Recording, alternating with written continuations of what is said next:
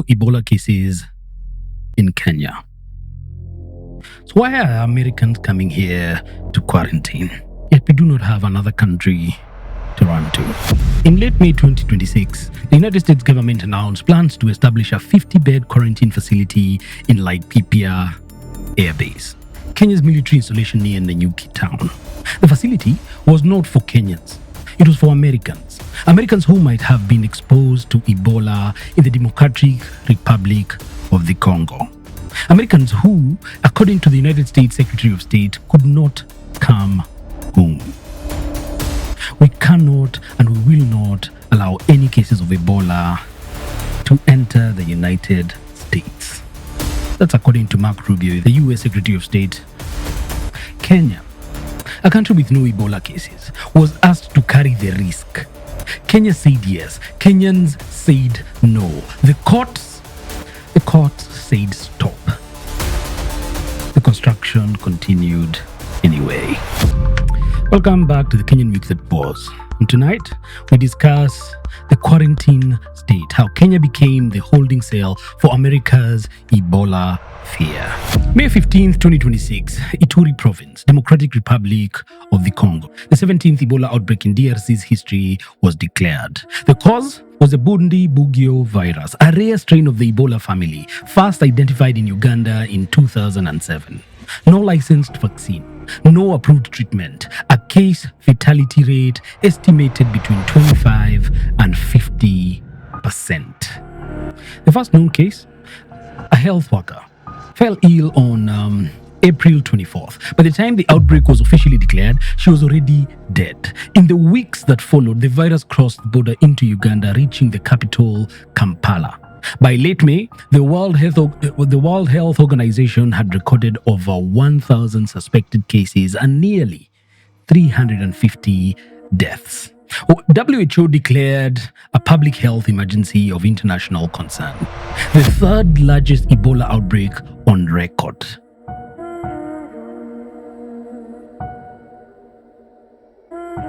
The outbreak was unfolding in one of the world's most difficult environments: active conflict zone, weak infrastructure, population displacement driven by mining and militia activity. Contact tracing was running at 45% efficiency, less than half the 90% needed to contain a hemorrhagic fever.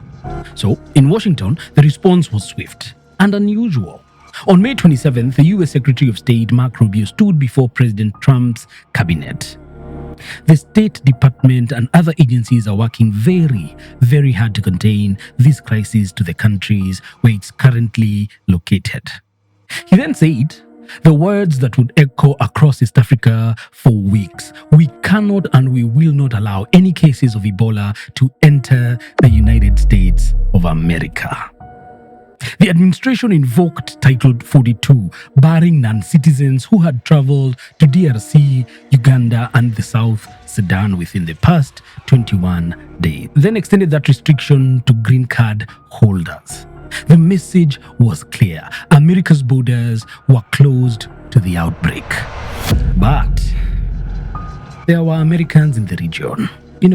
Aid workers, medical missionaries, embassy staff, journalists, people actually in the field, people who might be exposed, people who would have experienced the outbreak. So what happens to them? Welcome the Kenyan plan. So on May 28th, senior Trump administration officials briefed reporters. A 50-bed quarantine unit would be established at Laikipia Air Base in Kenya. It would be staffed by the United States Public Health Service Commission Corps, a uniformed medical service. Physicians, nurses, laboratory technologists, mental health professionals, and even engineers. Personnel who had handled the 2014-2015 Ebola outbreak in Liberia. The facility was designed to quarantine Americans who had been exposed to the virus but were not yet showing any symptoms. And if they tested positive, they would be moved to treatment facilities initially said to be, in Europe, because we had seen cases that the first The first patient had been taken to Germany, and one had also been taken to the Czech Republic. So why Kenya? US officials said Kenya offered strategic location. You can't make this shit up. Yeah. That Kenya offered strategic location, roughly 125 miles from Nairobi, a major international hub. They said a facility in Kenya would cut the 12-hour plus medevac flight time back to the United States. They said time was of the essence for Ebola patients, and Kenya was a trusted partner. Decades of health cooperation, when it comes to HIV, COVID, and now Ebola. What they did not say, at least not prominently, was this. In 2014, when Americans contracted Ebola in the West African state of Liberia, they were brought home. Dr. Kent Brantley, Nancy Wrightball, Dr. Rick Skara, Ashok Mukpo, they were all evacuated to the United States and treated at Emory University Hospital and the University of Nebraska Medical Center, and they all recovered. In 2014, the US government built a network of 35 Ebola-ready treatment centers across the country. Those facilities still exist. Those biocontaminant units are still operational. So, the question that Kenyans began asking almost immediately, was the question that governments really like to answer directly. If Ebola is too dangerous for America, why is Kenya being asked to carry the bloody risk? And on June 1st, 2026, Madaraka Day, hundreds of people took to the streets of Nanyuki. They marched towards Laikipia Air Base, carrying leaves, carrying placards. They were blocked by the military police at the perimeter. Shots were fired, and unfortunately, 2 people lost their lives. One victim was a local shopkeeper. He had closed his stall because of the unrest. He was trying to walk home when the bullet found him. His name was Charles Mang'aro Mwangi. He was 27 years old. He was not in the protest. He was just trying to go home. 2 people killed, not by Ebola, but by the response to the politics around Ebola. Why were people angry, by the way? Can we just try and break it down? Why is it that, these Kenyan citizens who are residents of Nanyuki in Laikipia, why were they angry in the first place? To understand that, you need to understand what this proposal felt like from inside Kenya. Not from Washington, not from the White House press room, from Nanyuki, from Nairobi, from a country that has never been here before. Never had even a singular case of Ebola. Africa has a long and documented history of being used. Not invaded in the old sense, not always occupied by force, but used. Used as a testing ground, as labor reserve, as a buffer zone, used as the place where the risks that wealthy nations prefer not to carry are quietly deposited. The Katiba Institute, a Kenyan constitutional rights organization, put it plainly in their court filing. Kenya appears to have been selected as an alternative containment site, thereby externalizing infectious disease risk management to the Republic's territory. Externalizing. That word matters. It is the bureaucratic language of a very old arrangement. The wealthy nation absorbs the benefit. The developing nation absorbs all the risk. Kenyan doctors were unsparing. Kenyan medical practitioners, pharmacists and dentists union, the doctors union came out blazing against the plan. They described themselves as utterly disgusted. Utterly disgusted by the government's willingness to trade national biosecurity for foreign approval. They raised specific technical concern. Kenya has no level 4 high containment biosafety laboratory, the kind required for working safely with Ebola at scale. Kenya has limited institutional experience managing active Ebola cases in a clinical setting. And the Law Society of Kenya went further in court. They argued the US was establishing a facility in Kenya while simultaneously blocking entry to its own territory for travelers from outbreak zones. The freaking double standard. That the agreement violated Kenya's Public Health Act, environmental laws, biosafety regulations, and the international health regulations. That no evidence had been provided showing parliamentary oversight or public participation, both constitutional requirements for such moments. The anger was not only about Ebola, it was about what Ebola represented in this moment, the wound beneath the story. For many Kenyans, this controversy arrived in a context of accumulated grievances. The finance bill protests of 2024, where young Kenyans stormed parliament and dozens were killed by police, had established something new, a generation that no longer accepted the gap between political rhetoric and lived reality. A generation that had started asking out loud who exactly their government was governing for. Who are they holding brief? Who are they holding brief for?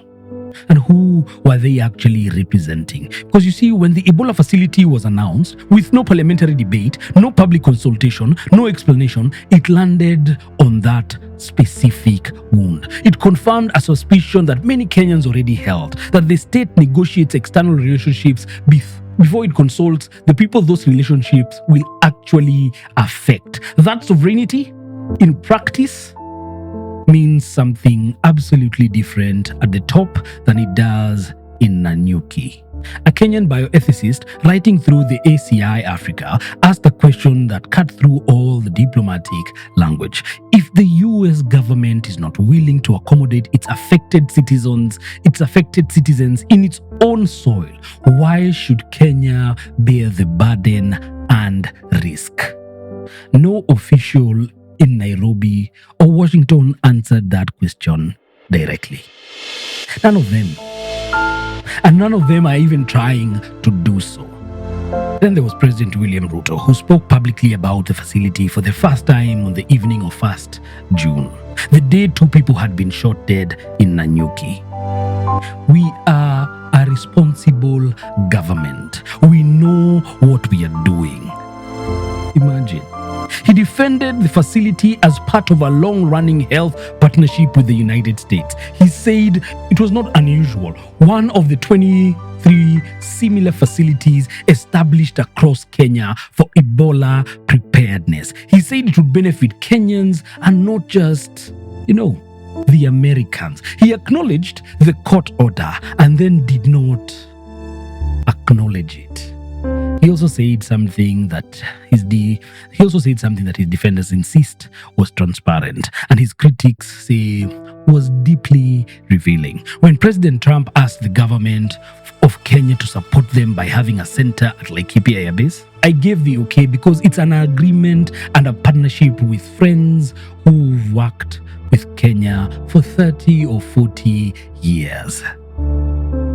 Yeah, 3 decades or 4 decades. Yeah, come on. That should warrant something. That should mean something. They should be able to come and dump the infected in our country because we have this beautiful relationship with the United States. Trump asked, and Ruto said yes. Before the courts, before parliament, before Nanyuki, Trump asked and Ruto said yes. To be fair to the Kenyan government, and this program tries to be fair, I genuinely try every given chance to give them some semblance of sanity. The case they make is not without merit. Kenya does have a long health partnership with the United States.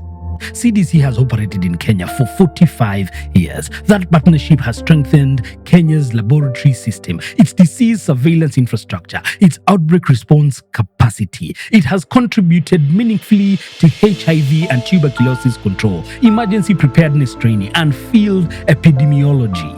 The US pledged $13.5 million for Kenya's Ebola preparedness. The government argues, not implausibly, that the Laikipia facility is part of that is part of that broader ecosystem. And there's a version of this where it all makes sense. A trusted partner asks for, temporary use of existing military infrastructure. The facility is staffed entirely by American medical personnel. Kenya gains reinforced epidemic preparedness and diplomatic credit. No Kenyan is exposed to, any additional risk. That is the version the government wanted Kenyans to accept. The problem is not the logic of the argument. The problem is that no one was asked in the first place. It was not our decision that we collectively agreed to as Kenyans.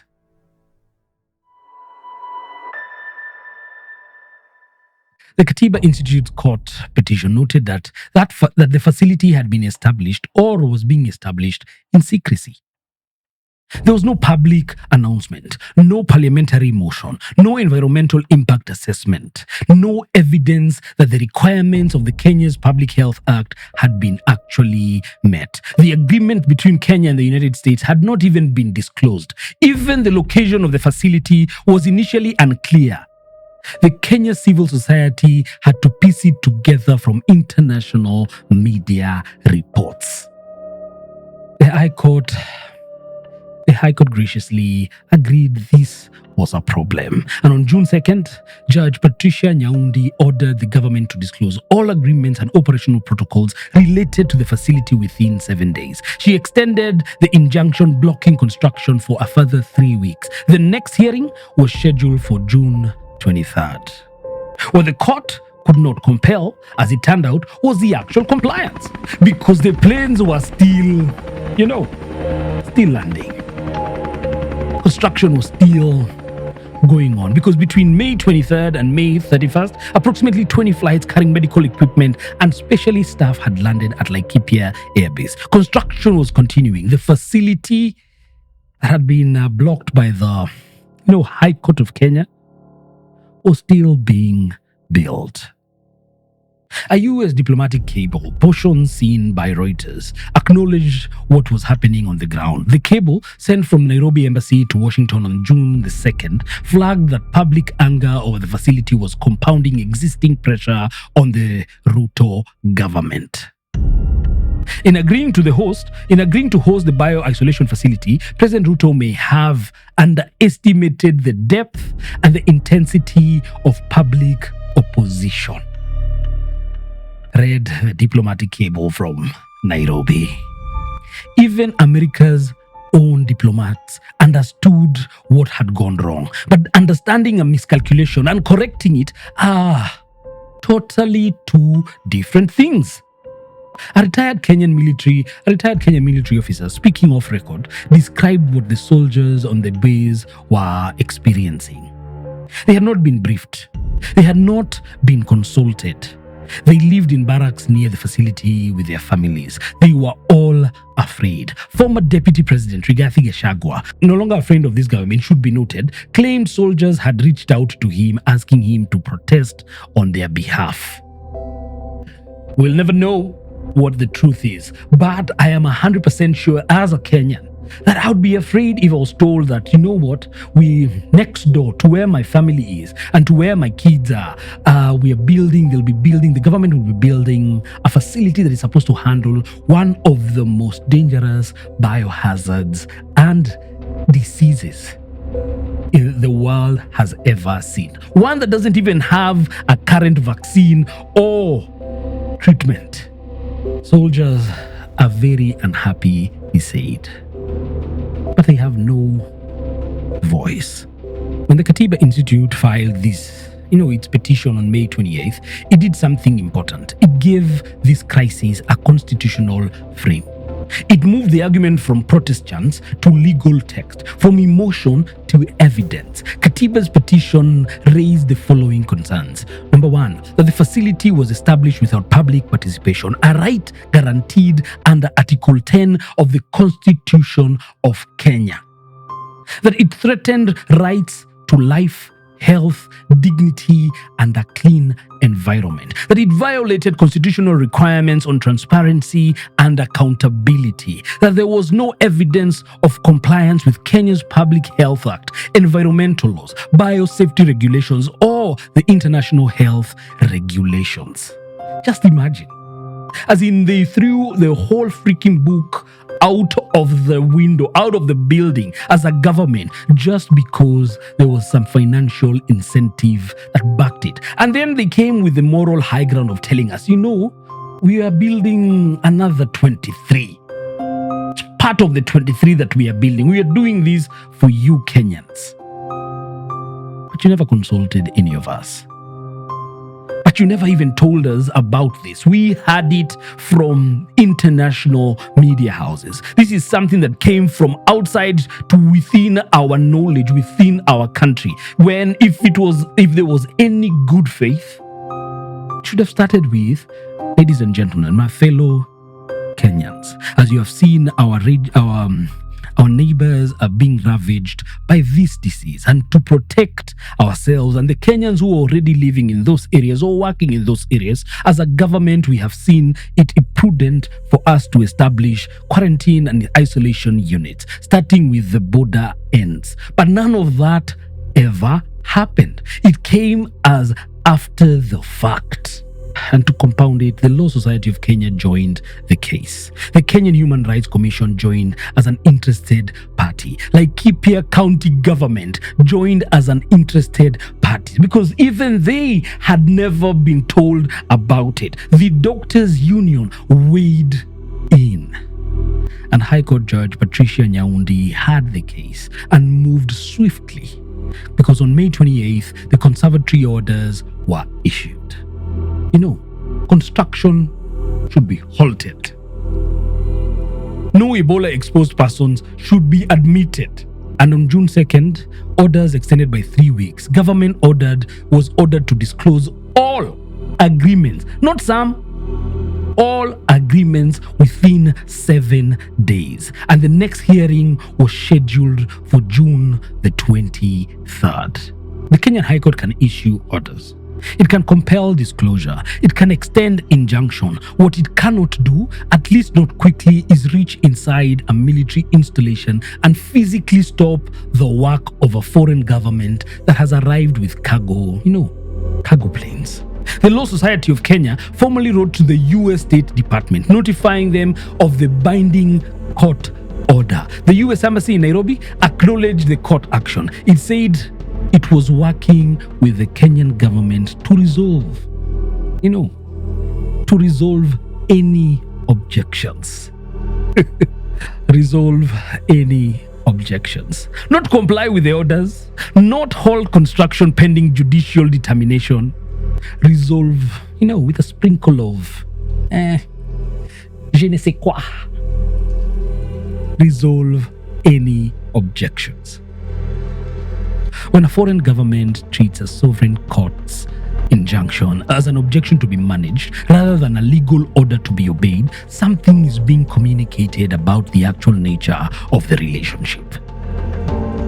The deeper constitutional question at the heart of all of this is one that will outlast this particular episode. When the executive branch commits this country to an arrangement with a foreign government without parliamentary approval, without public participation and consultation, without constitutional compliance, and then that foreign government continues building even after a court order or after a court says stop, what exactly remains sovereign?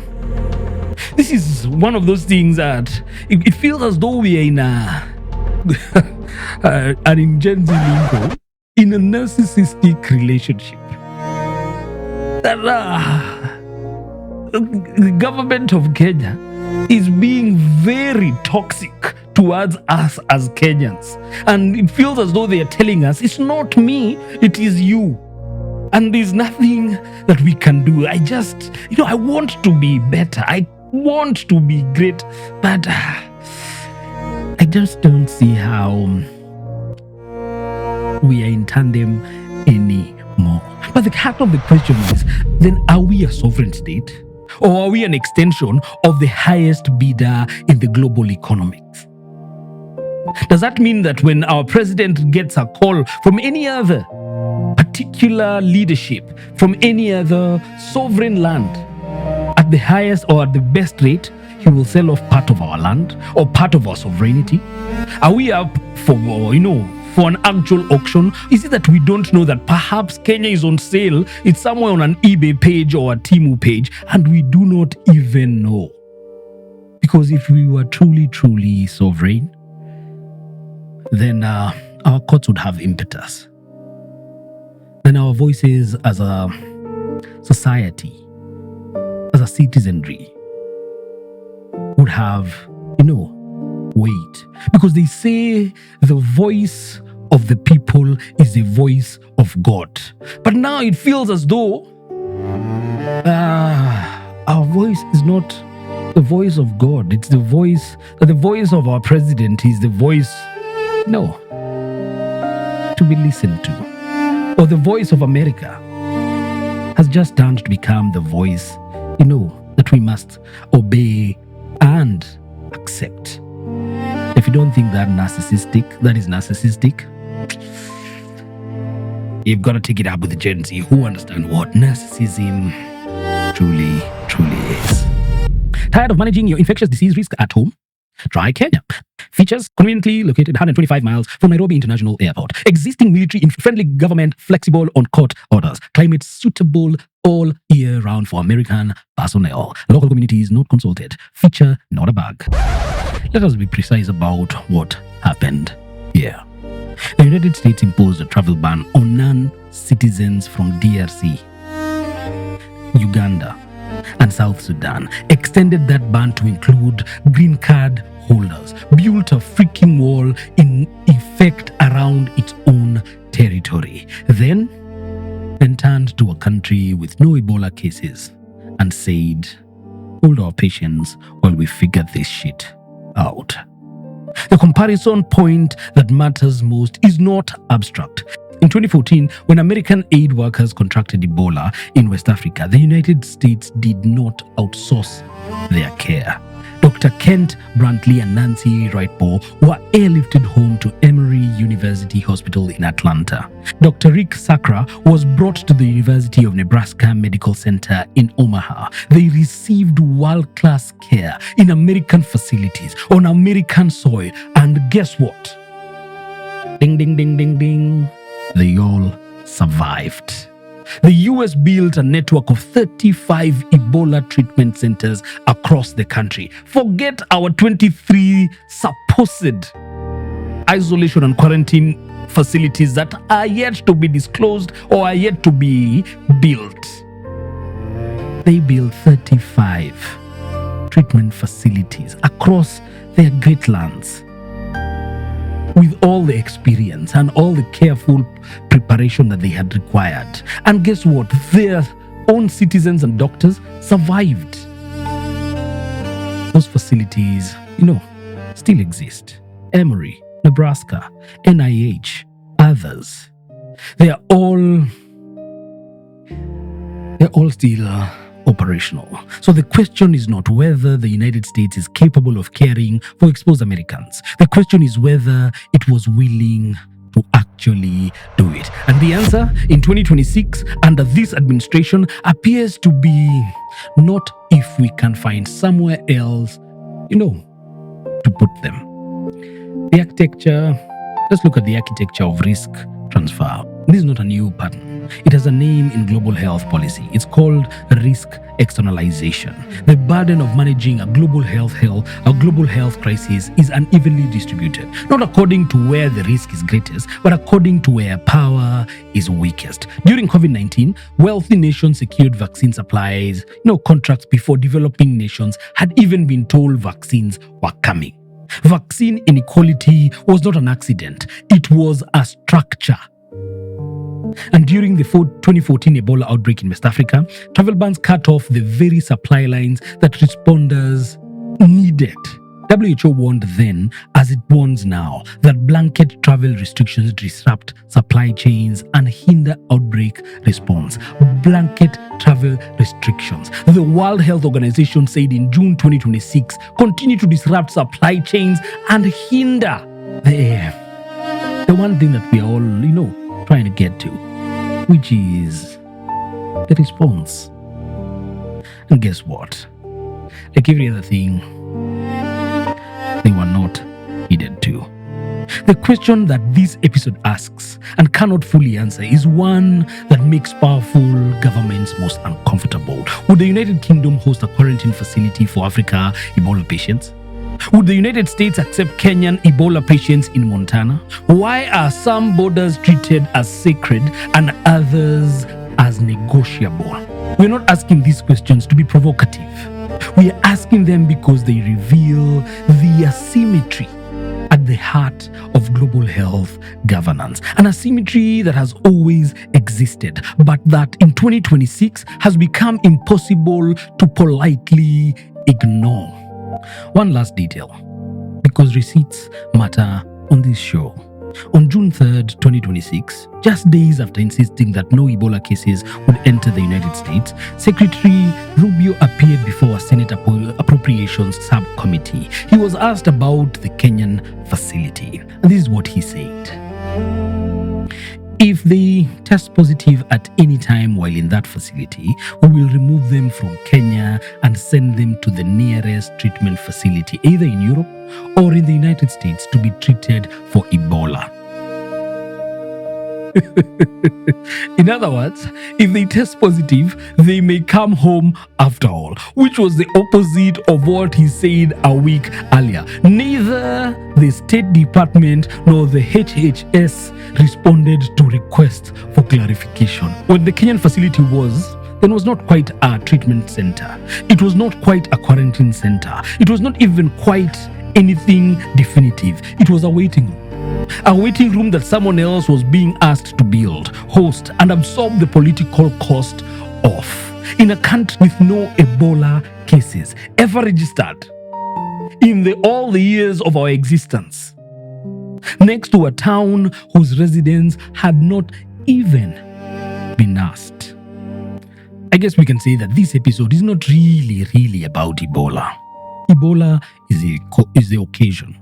What this episode is about, what this protest, these court filings, these deaths in Nanyuki were about, is something harder to name. It's about the growing suspicion in Kenya that the political class has inverted its loyalties. That external validation from Washington, from IMF, from global institutions carries more weight than domestic legitimacy. That the government governs for relationships and not for its people. President Ruto, when asked why he approved the facility, did not cite a parliamentary vote. He did not cite a public health assessment. He did not even cite a legal review. What he said was, Trump asked, and I gave the okay. Kwani niko nchi ingine?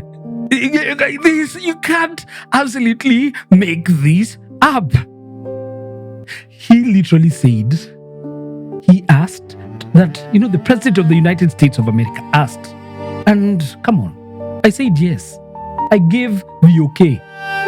That is a sentence that will follow this episode. Not because it proves anything definitively, but because of what it reveals about the architecture of political decision making in my country, Kenya, in 2026. There is a word for a government that consults its foreign partners before it consults its own people. Several words, actually. The kindest is out of touch. And I am being kind here. This government is completely out of touch. But the honest statement would be, we're in an animal farm. And like the animal farm, the book depicts that some animals are more important than others. Tuko kwenye shamba la wanyama. And guess what? The government has, not quietly, but openly told us to go F ourselves because we do not count for anything. They are not here to serve at our pleasure. they're here to serve at their own interest and the behest of other diplomatic ties and other superior, quote unquote, governments out there. The US Embassy cable, the one that said Ruto had underestimated the depth of opposition, noted that the anger over the facility was sitting on top of earlier grievances. Rising fuel prices, the anniversary of the 2024 protests that killed dozens, a government that had not even yet finished accounting for the dead of one confrontation and was now generating fresh confrontations. 2 people were shot in Nanyuki. The police spokesman said they were not aware of any deaths. But 2 people were buried. When the police spokesman says he's not... Oh my God. When the police spokesman says he is unaware of deaths that protesters, soldiers, and Reuters all confirm, that is not a factual disagreement. That is a governance posture. This is what the collapse of trust looks like in practice. It is not a dramatic rupture. It is an accumulation. It is an accumulation. Press conference after press conference where nothing is acknowledged. Court order after court order that continues to be worked around. Death after death that the state declines to confirm. There's a government in Kenya. It has courts and a constitution and a Bill of Rights. It has a relationship with the United States that has genuinely produced, things of value. HIV program, disease surveillance, laboratory capacity, real infrastructure. None of that is in dispute. What is in dispute is whether that relationship entitles a foreign government to build a biosecurity facility on Kenyan soil without asking, while simultaneously barring its own territory from the risks involved. What is in dispute is whether a president's private agreement with a foreign head of state, undisclosed, unratified, and tested against our constitution, is the way Kenya should actually, be run. What is in dispute is whether the citizens of Nanyuki, whose 2 neighbors were shot dead during a protest against a facility they were never told was coming, are stakeholders in their own county. Or you can say it with me, or they're just spectators. And before we come to, the final sequence, I want to address the CS Health, who went on public TV. And for me, after I listened to him speak, quote unquote, with a level of bravado, like he was not answerable to any one of us, when he went to parliament and said he will not subject himself to a public participation, that he doesn't have to ask for our, agreement for them to implement such things. That exemplifies what we really are going through as a country. That the disconnection between our government and us, the civilians, is so huge now. It's no longer something, you allude to or you hide. Because this man had an arrogance in his voice, an arrogance in his stare that told us, guess what? Mutadu, you'll just protest, but we'll continue.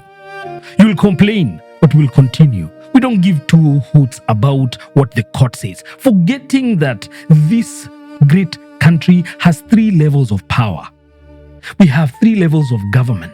We have the judiciary that is independent, supposedly. We have the executive that is what they are. They think they are superior to everyone else. And we have a parliament that stands compromised.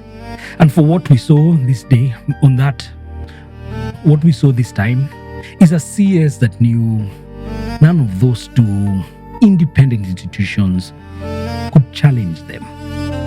And so, if those 2 independent institutions cannot challenge them, who and what are the normal people and normal folk in Kenya? What can they do? But sir, I want you to remember that 2027 is not too far. And we agree. You might think that you're winning, but guess what? You're only strengthening our resolve. You're only making those people that would not have decided to go and vote, you're giving them a better reason, which I am happy for, because guess what? We shall be here for your downfall. We shall be here to see you, seek and fail in getting back to power. But hey, that's just me. And I truly believe that we've had horrible governments in the past. But these guys, I've never seen a bunch of egomaniac. I've never seen a bunch of egomaniac, narcissistic, deranged government like the one that is presiding my country at this very moment. Freaking egotistical. People who think that their word is final, that they do not need to be answerable to anyone, even to the people that gave them the power. They completely throw away our constitution that says all sovereign power belongs to us. Because I think because they believe that, our constitution is not a law. It's not binding. It's a suggestion. But we shall truly revisit. So, in conclusion, a country is not just borders. It is not just a seat at the United Nations. It is not just a bilateral agreement. It is not just a president who says yes when asked.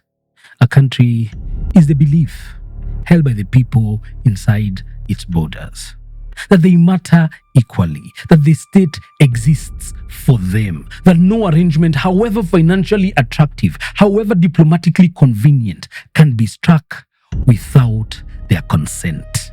And when citizens begin to suspect that they are negotiable, that their land is available, infrastructure, that their safety is a variable in someone else's equation, that their courts can be worked around and their dead can be denied, something deeper than trust begins to collapse.